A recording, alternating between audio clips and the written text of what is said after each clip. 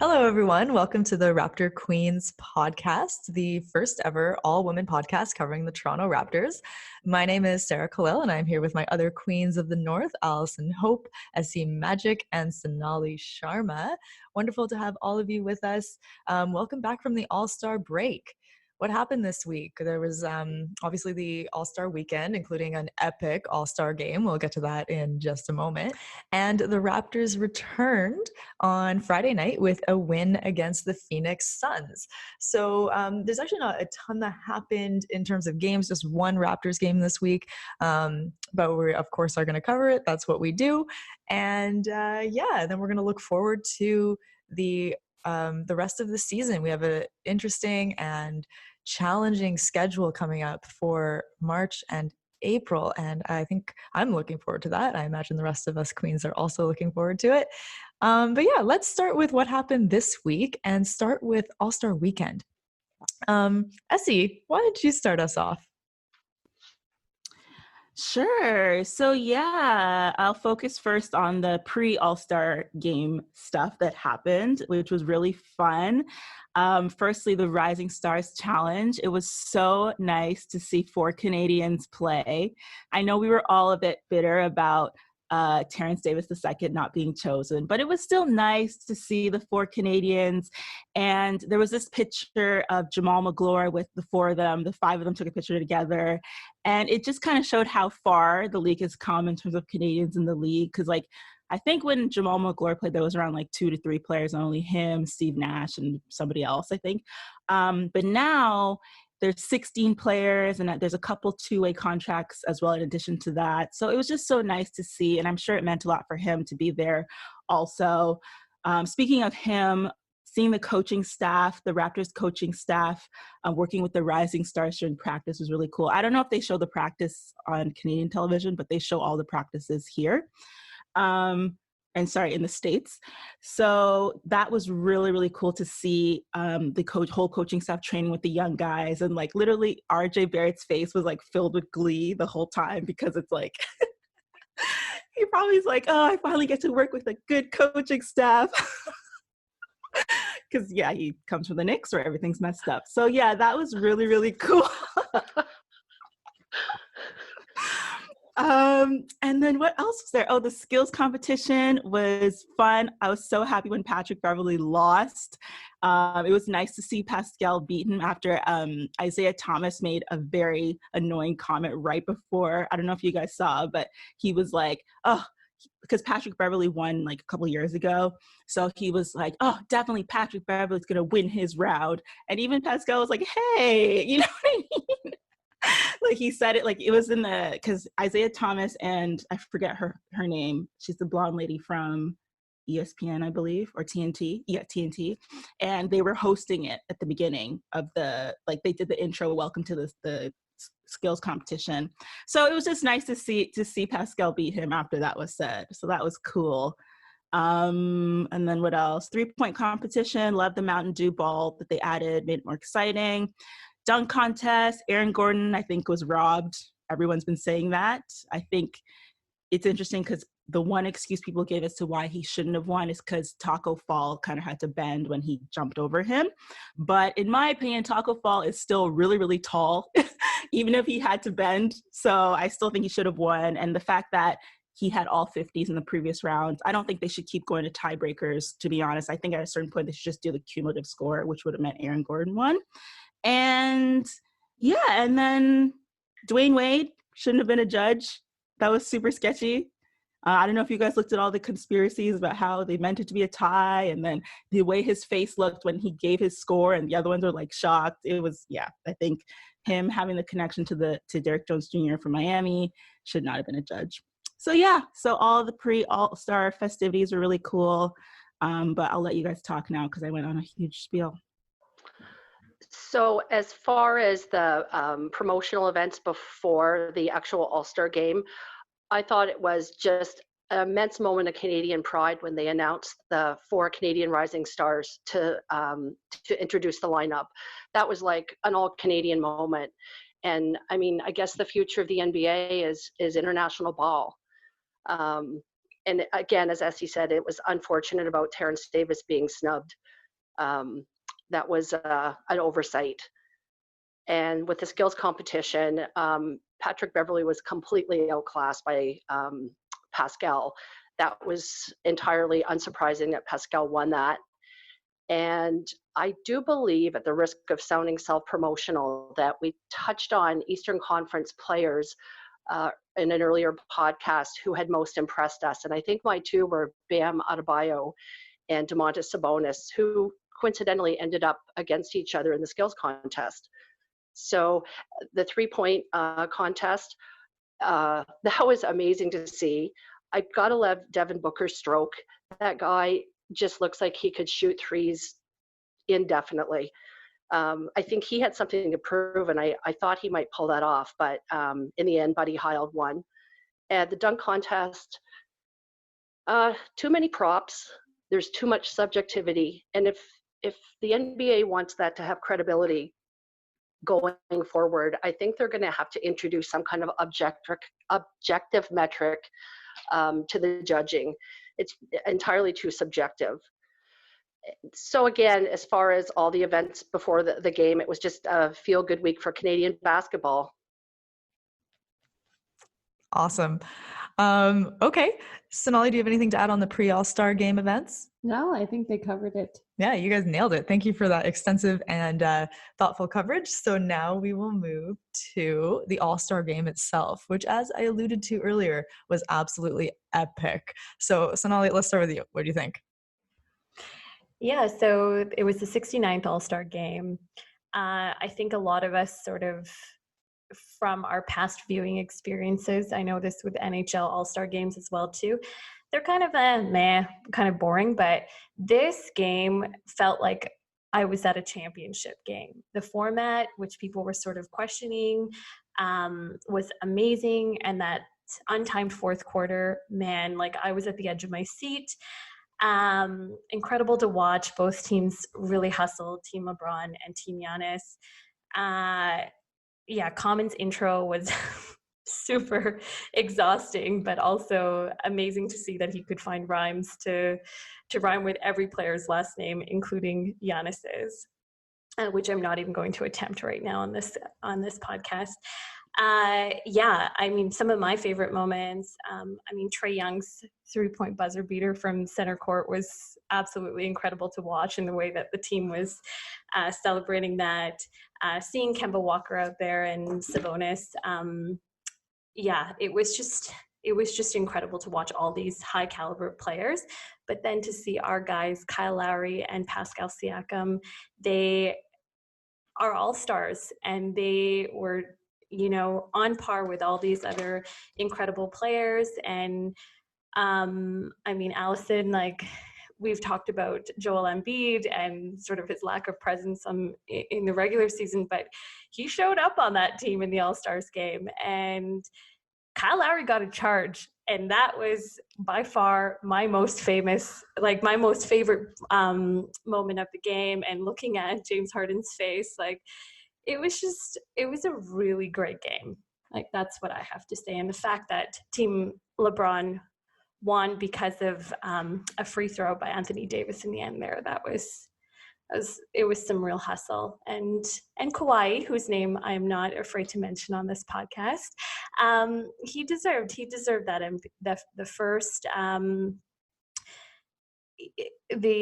He deserved that MVP award in honor of Kobe Bryant, and it was incredible to watch him on that court as well too.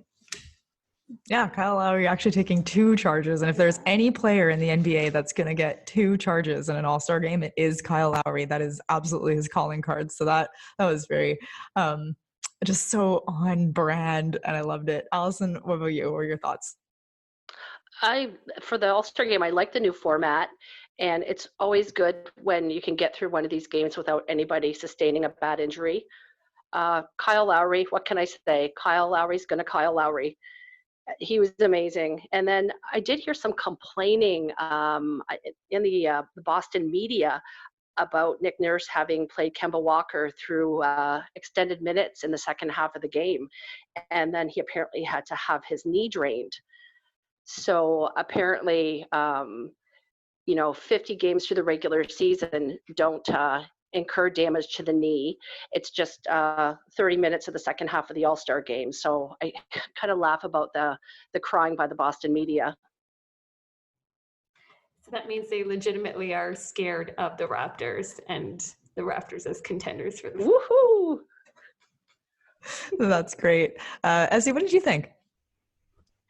The All-Star game was amazing. It was so good. The best I've ever seen in the history of the All-Star game.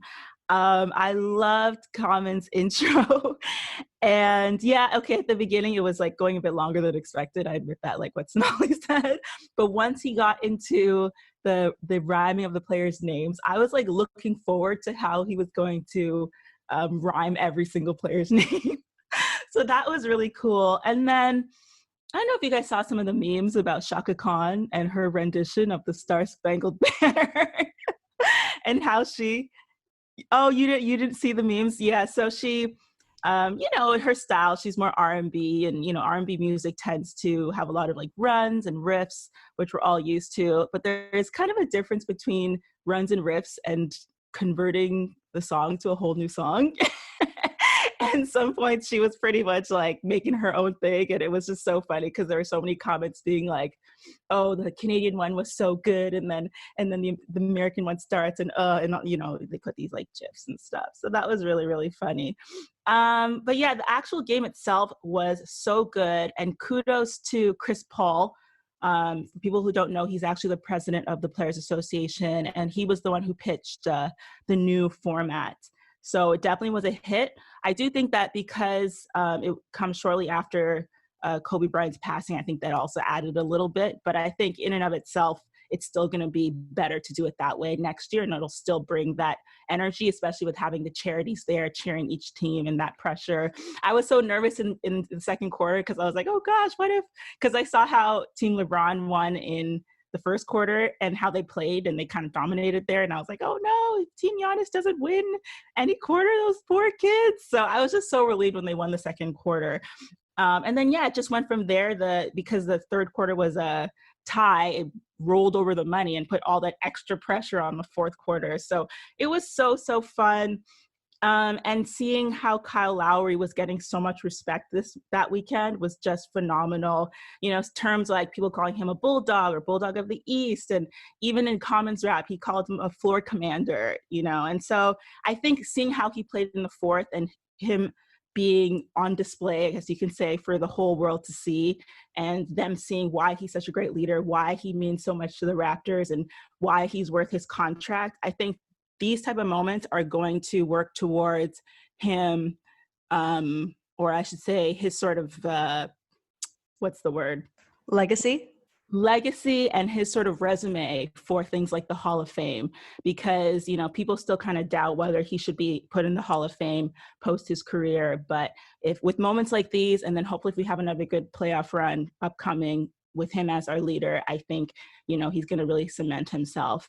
And then lastly, Joel Embiid. I know that I was like, oh, he should have chose Kawhi over him. And with Kawhi winning the MVP, it's quite possible he would have done well on Team Giannis too. But Joel Embiid definitely held his own for sure. He carried the offense for Team Giannis in the end. His strength, he was just able to power through those defenses and get to the foul line. Like, wow, that was so impressive. Like, even Giannis couldn't score in the fourth. He was great on defense, but he was having trouble against the defense. All the players were. So to see Joel Embiid carry the team offensively in the end was like, wow, I was so happy for him. So other than that, I should point out lastly that my prediction was right this week. I don't know if you guys keep count, but I think I've been right several weeks in a row now. I'm on a roll. I don't remember the last time I've been wrong in a prediction. I predicted Team LeBron would win, which they did, although I didn't want Giannis to win, but and then the Phoenix game. So I am on a roll. That's all I have to say about that. Thank you. Amazing record for most accurate predictions. I feel like I need to go back and check now. I can't believe that I might be losing. And also we got Allison's predictions wrong that day that she sent them into us. Okay, but I was the only one that week that predicted that they would go back to back against the Pacers with wins, and I was right about that. So, I think that was the last time you were wrong. No, that's not true. And you want me to tell you why? Because that was a secondary prediction, which was which game of the two back-to-backs they would lose. But the primary prediction was just the record overall for the week, which I was correct. Okay. All right. I can't think of this right now, but I might go back and check. Anyway, I am, what do I want to say about, I was also right this week with USC. I predicted that Team LeBron would win and that Raptors would win on Friday, and they did. So, hey, at least you and me are together. I love our competitive spirit, you and me. Like, we're the only ones that care. No. Anyway, just, final comments on this All-Star game. Just what you guys haven't already said, I really loved watching Giannis on defense and just thinking about him as a fit inside of the Raptors defensive scheme. Absolutely. And who was it? Was it LeBron went up for that layup in the fourth and Giannis came in for the block, and it was like they had to review because they didn't know if it was goaltending or not. Yeah. But what I just remember about that block is I was like, oh my God, he's so graceful. He is the most graceful defensive player. Wow, he would fit with the Raptors. So anyway, now I'm just dreaming and wishing he was on our team. And it was beautiful to watch. Absolutely. All right. So that's it for our All-Star game. Now let's move into some Raptors basketball, which, oh my gosh, I have to admit I missed. And let's talk about this game that we played on Friday against Phoenix. Raptors won 118-101. Pretty much dominated for the entire game except for a small portion of the fourth quarter. And and then they held it together and then they win. So by 17 points. So Allison, let's start with you this time. What were your thoughts on this week's game? I love the tone in the first half. They came out with some confidence and maybe some cockiness, and their IQ was really showing. At one point, I saw Ricky Rubio was in the corner and going up to shoot a three. And Kyle Lowry did not even attempt to close out on him.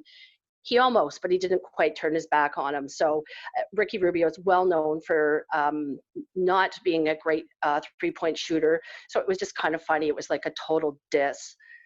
And then after Fred's just a remarkable spinning layup, there was Kyle on the bench, and he was, it looked like he was discussing an and one for Fred, completely involved in the game. Now, that kind of bit us in the third quarter with the techs. And from my perspective, the calls were garbage in the third. So the other thing I noticed was we only allowed them 6 threes. And I think a large part of that was because of DeAndre Ayton's reluctance to put the ball on the floor. So they didn't have to send help. And he's not a particularly good passer. So there were no really wide open shooters. And we had some terrific closeouts. I mean, we had either 3 or 4 outright blocks on threes at the point of release. And I mentioned that last week. This is just incredible to see. This isn't, maybe they touched the ball and affected the shot. These are outright blocks. Now, Ayton did hurt us on the boards. He had, I think, 5 offensive and 5 defensive rebounds and some putbacks. But he's like a second-year player, and he's got some obvious limitations. He can't post up. He has no jump shot, not really a good passer. And the other thing was, I just want to go back to for a minute, was Serge's block on Ayton. That was awesome. So it was a good game, 118-101. These were the games that we weren't winning 5 or 6 years ago with Dwayne Casey, and we didn't have the championship credentials and full of self-doubt. We have the pedigree now, so it was a good game. Awesome analysis. Sonali, what about you? What do you think? Yeah, no, Allison was really thorough in that. I definitely, the defense that we were playing was incredible. I mean, the Suns' sort of strategy was to just, really play Booker, and we got that. And defense was solid, and the blocks, I think we had 13 blocks in that game, which is incredible. And we were just swatting those threes. And spring, summer's coming, like block party. Like we are great blockers, and I want that party to continue over going into the playoffs here. So the other thing, Rondé Hollis Jefferson, who I hope has found his wallet, which was lost in an Uber this weekend. He had a really good hustle. I think he was +8 in this game. And yeah, Serge comes back in the fourth. I think he had 4 fouls, but he definitely came back in that fourth quarter for us, which was a little loosey-goosey, but great game. Excited for this next hustle. Oh, and shout out to Chris Boucher for his 2 blocks. Oh my God, I absolutely love when this team blocks threes. It just makes me so happy. Ezzy, what were your thoughts? So, yeah, I think you guys described the game really well. It was the first game back from the All-Star game, so I did expect them to be rusty. The turnovers were a bit much for me. They had 25 turnovers, but I kind of expected something like that, or they wouldn't be the best. But despite that, they shot, well. It was a good game. The value of Serge showed again for sure when he came back on, like Sonali mentioned. I think it was around the 5-minute mark or something. In the fourth, and they grew the lead again after it was getting really close and tense. So yeah, overall, good one game back this week. And, I'm excited about next week. Actually, now that I think about it, one thing I have been thinking about is Marc Gasol. And I don't know, and this is just something I've just been thinking about, but are any of you guys worried about him being injury prone? Because he's missed the most games out of everyone on our team, of like the rotation players. And I just worry that is he even going to make it to playoff time? Like if he comes back from his injury, is something going to be wrong again? And I don't know. I'm a little worried. I might be jumping the gun on that one, but I just the way he's been injured is making me not start to question because I've been questioning him before, but even more start to question, is his injury problems going to affect us down the line? I think that's a really good question. I have seen some chatter about with Marc Gasol being injured and the extended time. Everyone thought he was going to be back sooner, and now they're saying, oh no, we're not bringing him back for, sounds like maybe a couple weeks even. I did see some chatter about picking up another big off waivers.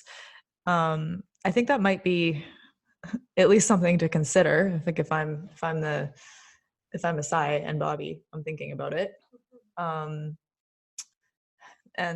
because I think about who plays our backup center right now, and it's Rondé, and Chris Boucher was playing 4 position in the last game instead of the center position, which I actually think was the right call because Rondé is strong. He's got that low base and he can post up against some of these bigs. But in a 7-game series, I'm really worried if Serge is your only actual center. So, Ezzy, I think you bring up a good point.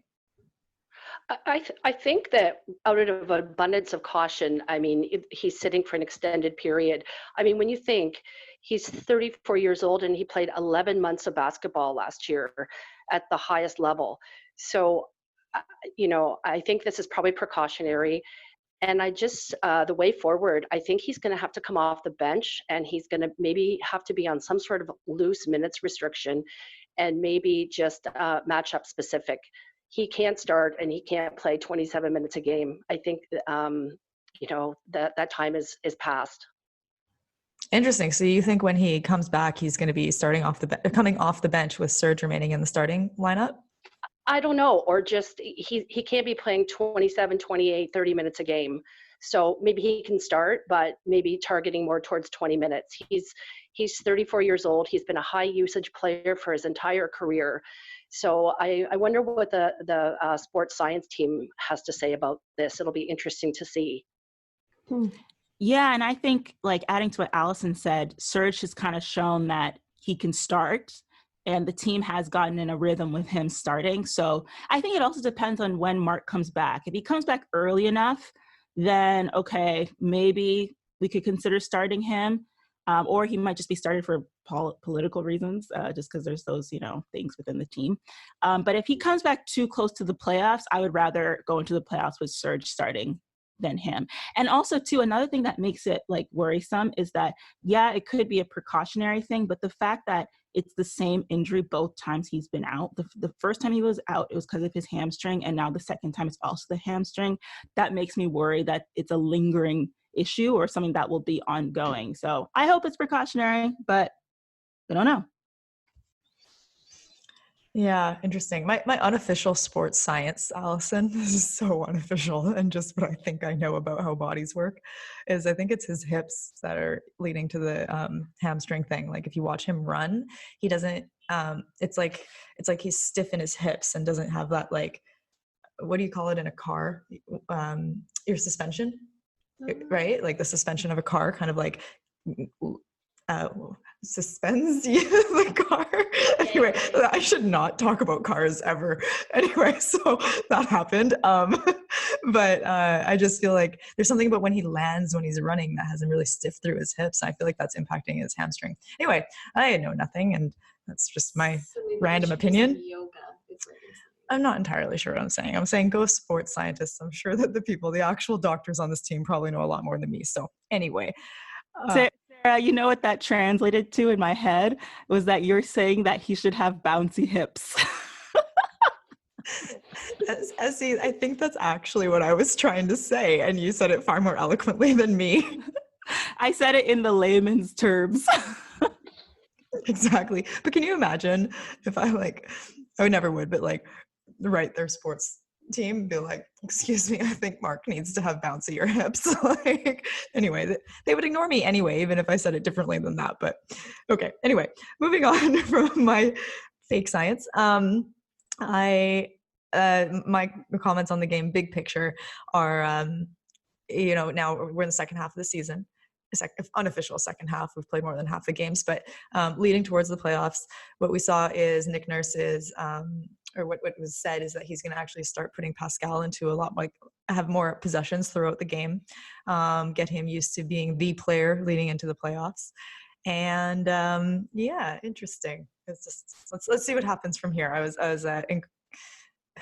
It'll be interesting. I like our schedule going forward, because it's challenging and it will teach us a lot about ourselves. Okay, let's now move to our King of the North segment. Who this week was the King of the North for you? Essie, go first. So, in the words of Common, he knows how to rock 'em. So my King of the North this week is Pascal Siakam. How was that? How did I do on that? Nailed it. But yeah, it's self-explanatory. I mean, the game he had, he just came out fierce. Like, he came out man on a mission, like, you know what, I just came from the All-Star game and I'm gonna show from now on while I'm an All-Star.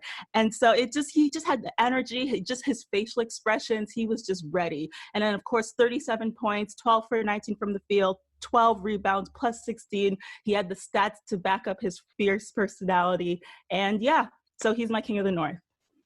I'm just going to jump right on top of that, Essie. Me too. Absolutely. It's like he played with the best in the league and he came back better because of it. Absolutely. And yeah, all of his stats, 37 points, 12 rebounds, plus 16, 55% from 3-point land, and 63% for his field goal percentage. I mean, he just absolutely nailed that game, and is basically saying, what would he say after the game? He said, come May, come June, we know what to do. Was that him? Yeah, he's like, come April, May, June, we know what to do. Yeah. Like I love that. Shots fired. Pew, pew, pew. Exactly. So I'm with you 100%. King of the North, Pascal Siakam. Okay, Sonali. So I knew that you guys were going to pick Pascal, so I decided to change things up, and I chose Serge, actually. And we've been talking about Serge a lot in this episode, and so, you know, sort of just based on this last game, because we've only had one game, he came back in that fourth. He's been averaging about 18 points a game, and Serge doesn't get enough credit, and I just want to give him that credit.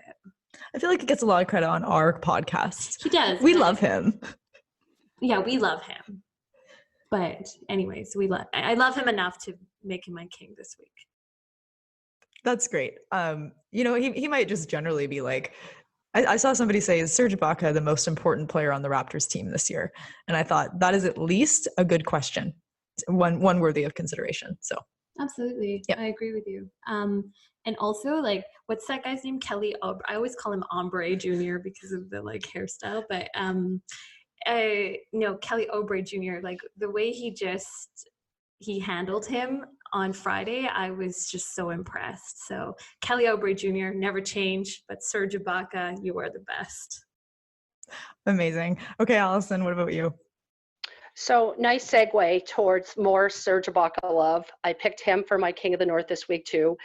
Just like terrible calls. He had to sit out and then come in cold in the fourth, and just stepped up and banked in that three. That was like the three in Simmons' eye in the playoffs last year.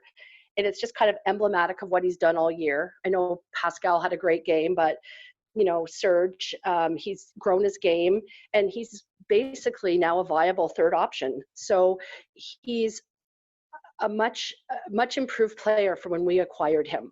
King of the North this week, Serge Ibaka. Okay, Allison, and right back to you. Who's your Jester of the North?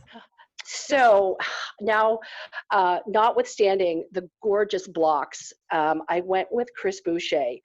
So his three was pretty reliable earlier in the year, and it always looked like a little bit of a miracle. But now there's just so many moving parts. There's something going on with his elbow, and he's been kind of cold from three. So I really like Chris Boucher. He's got a lot of upside, but I had to pick him just for his 3-point shooting. Okay, fair enough. Essie? Yeah, so similar to Allison, I chose Chris Boucher as well. I know I mentioned his 3-point shooting problems when they started a couple of weeks ago, and I was hoping they would improve, and then it didn't. It still looks really ugly. So I'm not sure what happened there. I hope he can figure it out. But that's not the main reason I chose him. I just pretty much went by the stats for the one game, and he did have, he was his usual self-blocking, but he had the lowest plus minus on the team. He was at -5. Actually, he was the only one who was minus at all, and just 2 points. And so I just felt like, we only have one game to go by. So Chris Boucher, you got to be the king of it. Oh, no, sorry. Not the king of the North, the court jester. Although he blocks like a king. Okay, Sonali? Only because I don't want to pick on Chris Boucher. I'm going to pick Pat McCaw. Full stop. And why? Why did you pick him? I just don't want to pick Chris Boucher. I think that's the only reason why. Otherwise, Chris Boucher would be my jester. But aside from Chris Boucher, I can't pick anybody else this week. And if it was purely for entertainment purposes, I guess I would pick Drake. Because his commentary in this game, when he was, shooting the stuff, because we don't swear on this podcast, he was just very theatrical, and it was fun to have him on that broadcasting on that game. I was watching it in a place where I had to ask them to put closed captioning, but the closed captioning that I was reading was quite hilarious. And then I went back and listened to some of his commentary, and I know we're going to cover some of that in the tea time. So he would, for purely entertainment purposes, I would choose Drake. But if it was from a technical perspective, I would have to agree with you all and say Chris Boucher. Okay, so really Chris Boucher. All right, I'll go a little bit differently, and this might be a surprise. I'm picking Nick Nurse, and why? I am still kind of curious about the way the team can lapse when they're ahead, and then all of a sudden the other team kind of gets this chance to come back. And I understand this is the NBA, and big point swings happen all the time. I'm just curious about what goes on with this team when it happens. And to me, that problem, if it is a problem, I don't even know if Nick sees it a problem, but if it is a problem, I don't think it's been solved yet. So I'm going to pick Nick Nurse for this one. All right, let's move on then. We're moving into our tea time segment. Sonali, spill some tea. Okay, so I'm going to talk about the last game and sort of Drake's commentary, and there's been a lot of Twitter buzz around sort of some of the theatrics that he did in terms of, shouting out to Freddie VanVleet, who he says is his twin on the court, and Freddie's tan, and calling him Frederico, and doing his salsa dance. There was a lot of theatrics in that arena. But the one thing that a lot of people caught on was that he never mentioned Kawhi's name when he was talking to Jack Armstrong and Matt Devlin. And I went back and listened, and he sort of said it's, sort of in his commentary of like the Raptors and going towards hopefully another championship this year. But he's like, it's hard to lose a polarizing player. At one point he called him one guy, but he never said Kawhi's name at all. And I know, Essie, you've sort of hit on this as well too. So I'm curious to hear what your thoughts on this are. So I have two theories. One is that he was trying to be respectful to the current players, because I think they're all getting annoyed with being told that they were carried by Kawhi, and the constant questions about Kawhi when he left, and everyone wouldn't stop talking about him. So I think he was trying to be respectful to the current players and give them props for how they've been playing. But then the other side of me, the tea drinking side of me, thinks that he might be a little peeved about the whole house incident thing that came out recently. If he is, I wouldn't blame him. I'd be pissed too if somebody took my kindness and, used it for something not so good. So those are my two theories about that. Sounds good. Okay. Well, one thing I did love about Drake's commentary was he did say these guys' karma shines through. And, on this podcast with our sort of optimistic lens, we're always talking about how these guys play with heart. And it's nice to have that endorsement from someone like Drake on these guys. So, yeah. Okay. Let's move then to our Around the League segment, and specifically we're going to look at the Eastern Conference standings and our thoughts and our worries. So here's where things stand right now. We have the Bucks in first place, Raptors in second. They're 7 games behind, followed by the Celtics. Celtics are only 1.5 games behind the Raptors. Then there's the Heat, the 76ers, and the Pacers, who are all within this 4 to 7 games behind the Raptors. And then there's the Nets and the Magic. So if playoffs started today, we'd be matching up against the Nets.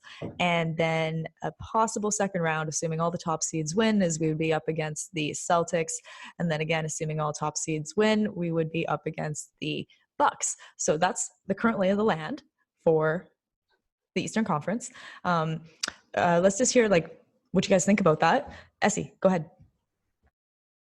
Sure. So the Eastern Conference, as time goes on, I'm actually becoming less and less nervous about the possible opponents in the first or second round. I think the Raptors have done a great job creating some separation. I'm happy to see that between Miami and Toronto, Miami's in fourth, there's now a 5-game separation, and then Philly, it's 6.5 games, and then Indiana's like 8 games. So I'm not worried about those teams anymore. I just hate how Boston is still right on our toes.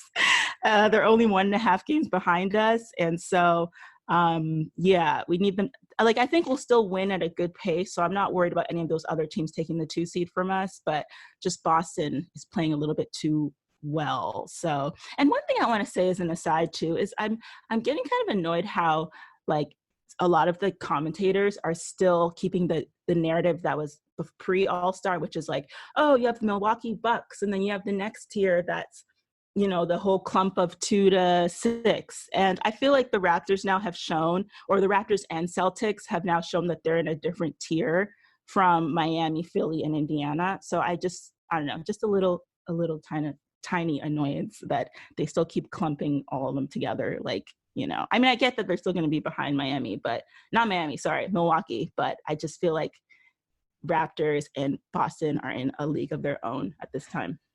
Yeah, and I wonder if there's an argument to be made that the Raptors and Milwaukee are actually in the same tier. I know that the Raptors are 7 games behind, but we look at who had the top winning streaks of the year this year, and it's Bucks at 18 and the Raptors at 15. So I'm not entirely convinced that the Raptors aren't in the same tier as the Bucks. Anyway. And adding to what you just said, it reminds me how, I forget who brought it up, but it was one of the US commentators.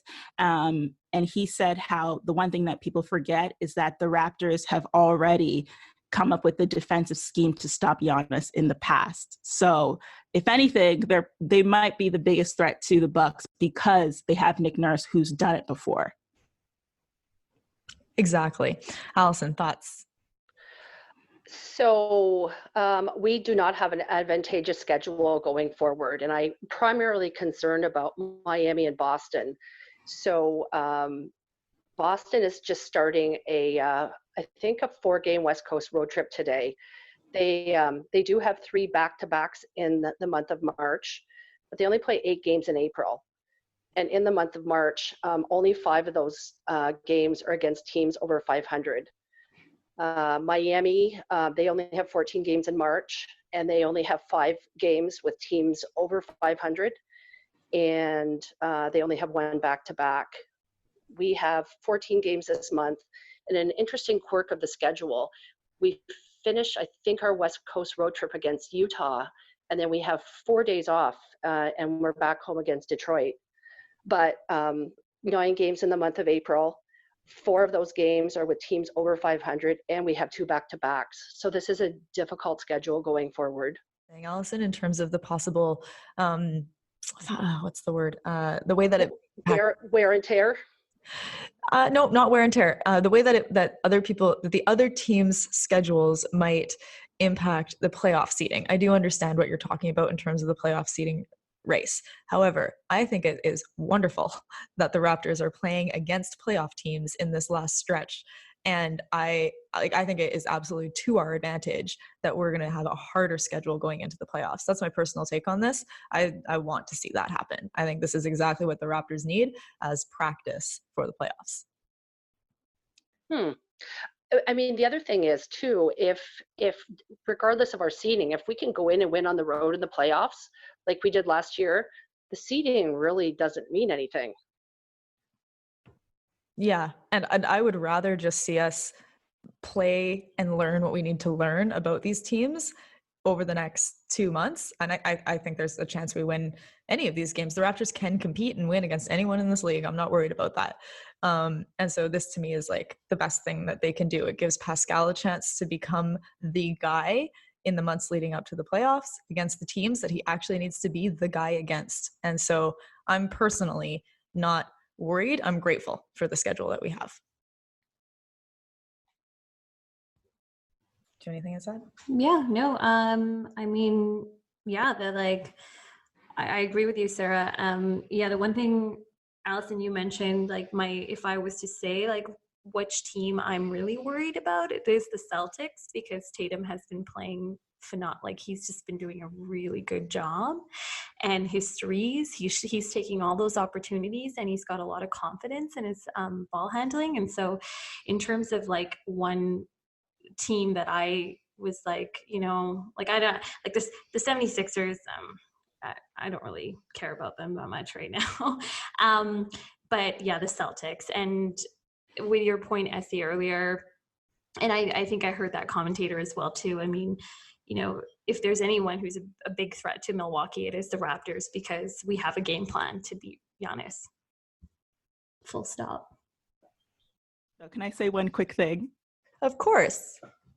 I just want to say it is kind of nice and refreshing that the Raptors are about to play some teams that they haven't played yet all season. Like, it was nice to play Phoenix just for variety purposes. Not that I'm bored, with the season. But like Memphis is coming up, Denver's coming up, Golden State is gonna play against us too. So yeah, that's one thing that's refreshing about the second half of the season. I completely agree. And so like, let's even look at this week coming up. So Pacers, we play the Pacers actually today. We played the Pacers. We've played them 3 times in the last 3 weeks. So, okay, we've seen this already before, but that's okay. We've got the Pacers. Then we play the Bucks. We haven't played the Bucks in months. Can't wait for that game.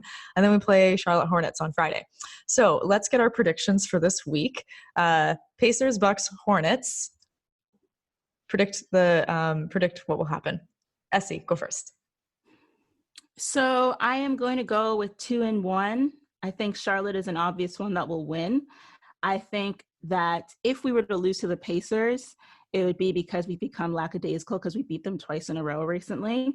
But I think whatever happens between Pacers and Bucks, they will come back swinging, and that'll affect the other, if that makes sense. Like, I don't think they'll lose both Pacers and Bucks. I feel like if they lose, if they beat the Pacers, okay, no, wait, sorry. I said that opposite.